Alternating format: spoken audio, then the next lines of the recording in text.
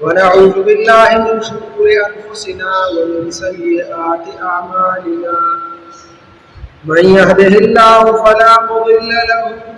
ومن يضلله فلا هادي له ونشهد أن لا إله إلا الله وحده لا شريك له ونشهد أن سيدنا وسندنا وحبيبنا محمدا عبده ورسوله أما بعد فقال النبي صلى الله عليه وسلم كن في الدنيا كأنك غريب أو عابر سبيل وقال النبي صلى الله عليه وسلم الدنيا جيفة وتعلبها كلاب أو كما قال النبي صلى الله عليه وسلم إن الله وملائكته يصلون على النبي يا أيها الذين آمنوا صلوا عليه وسلموا تسليما اللهم صل على محمد وعلى آل محمد كما صليت على إبراهيم وعلى آل إبراهيم إنك حميد مجيد اللهم بارك على محمد وعلى آل محمد كما باركت على إبراهيم وعلى آل إبراهيم إنك حميد مجيد عزت من مسلمان استغفر الله پیغمبر علیہ الصلوۃ والسلام دو مختصر حدیث تلاوت کړي دا الله پاک دربار کې سوال دي چې الله پاک ماته صحیح ناقل تاسو صحیح وایو ما ته تاسو ته ټول انسانیت ته عمل کولو توفیق راکړي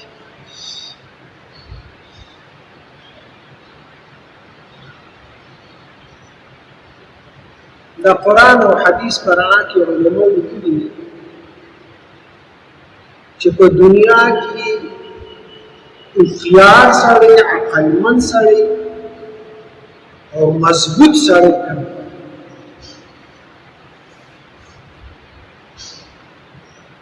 نو علماء لیکلي دي د کوم سړي ضروريات چې مختصر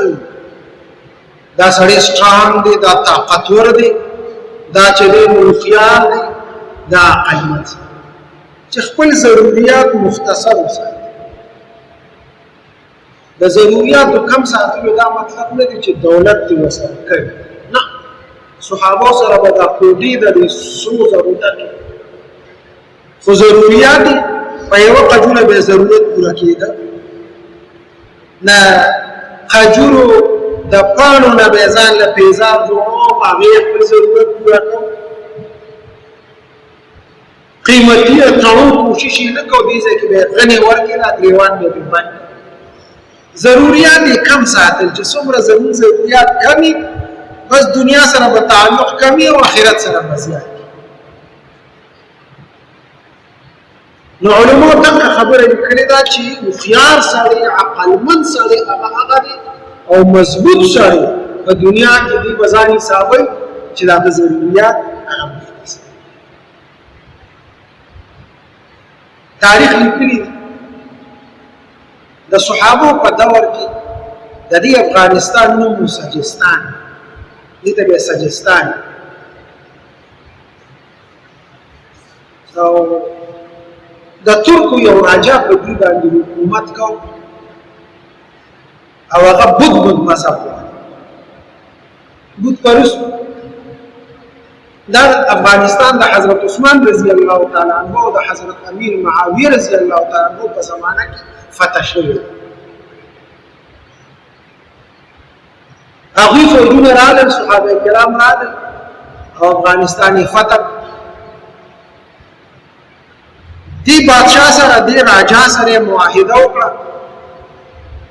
ورته وی خوښه دي ستا بادشاہي په برقرار وي خو جزیه ورته هغه ورته بالکل جزیه زه به ستاسو حکم منم 10 लाख درهم دا سالانه په دوی باندې جزیه ولګول ټیکس یې کړو چې دا به کال نه څنګه ټیکس په ورکاو هغه جزیه شروع د صحابه دور ختم شو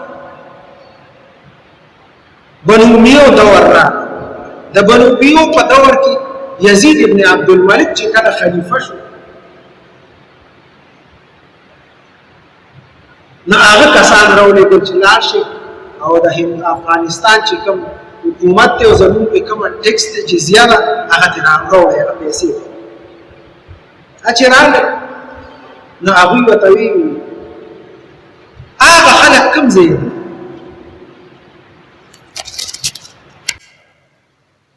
چې د هغوی خېټې به داسې دننه ورغلې وي د لوږې د لاسه د هغوی په دې تندو باندې به د سجدې هغه نشانات او د هغوی په خپو به د میزري څپلې هغه خلک کوم ځای دي هغوی ورته وایي هغه زمانه تېره شوې ده هغه خلک ختم شوي وی ښه چې هغه خلک نشته که نه نو زمونږ هغه جزیه هم نشته چې څه کولی شئ نو وکړې 15 کاله ورسره دغه